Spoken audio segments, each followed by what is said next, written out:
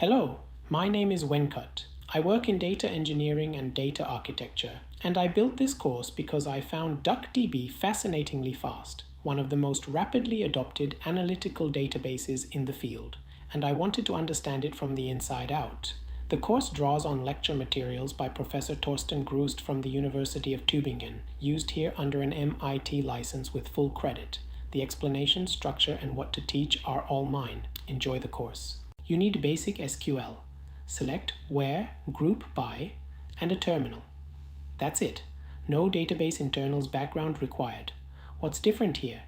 Every claim in this course is verified by running code.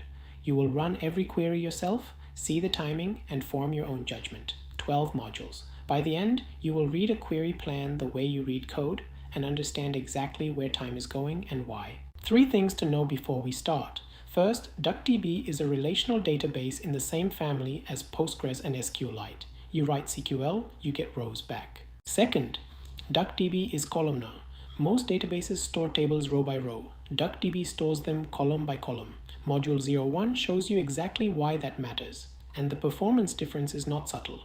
Third, DuckDB is in process. There is no server, no connection string. You import it or invoke it, and it runs inside your process. Think of it like a library you import rather than a server you connect to. No TCP port, no credentials, no handshake.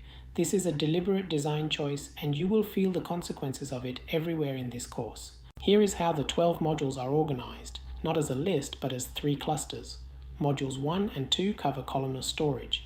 You will understand how DuckDB lays data on disk, what a row group is, how zone maps let it skip blocks entirely, and why all of this enables vectorized processing rather than row-by-row evaluation. Modules 3 through 6 cover query execution and the optimizer.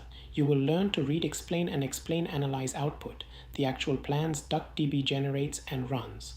By the end of Module 6, you can look at a plan and immediately identify where time is going. Modules 7 through 12 go deeper. Memory and the buffer pool, spilling, join algorithms, dynamic filter pushdown, ART indexes, and the optimizer passes that combine everything into a single efficient plan. Each cluster builds on the one before it. Start at Module 1 and work forward. Modules 1 and 2 are accessible entry points, light prerequisites, hands-on from the start. Modules 3 through 6 build up gradually, plan to run the exercises. Modules 7 through 12 are the densest. You will want the earlier ones to have landed before getting there. Before you start, here are 2 specific moments where your mental model is going to shift. First, columnar storage is not just about reading fewer bytes, it is about processing entire columns at once, vectorized. DuckDB does not process one row, then the next. It processes a batch of values, 2,000 at a time, using SIMD instructions. Module 01 shows you this directly. Second, the explain command and explain analyze are different tools. Explain shows estimated costs based on statistics. Explain analyze shows what actually ran, actual row counts, actual time. The gap between the two is where performance bugs hide, Module 03. Installation is in the course setup guide, link in the description. Once you have the D prompt, come back here and we will run the first query together. The D prompt is DuckDB running inside your process. No server, no connection. Just the engine, ready.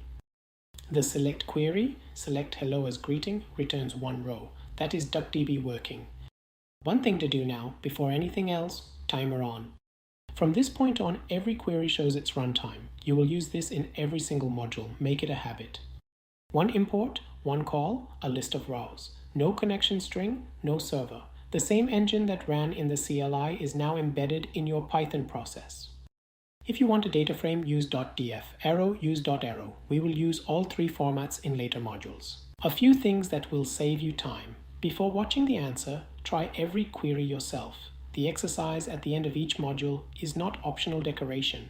It is where the concept locks in. Most exercises take under 5 minutes. When something does not land, go back to the concept section of that module, not the beginning. Every module is structured. Concept explains the what, walkthrough shows the how. If the walkthrough confused you, the concept is where to restart. Timer is always on. Every module in this course shows real runtimes. You need .timer on in every session. Modules depend on each other. If you skip Module 03, Module 04 will not make sense. Work in order.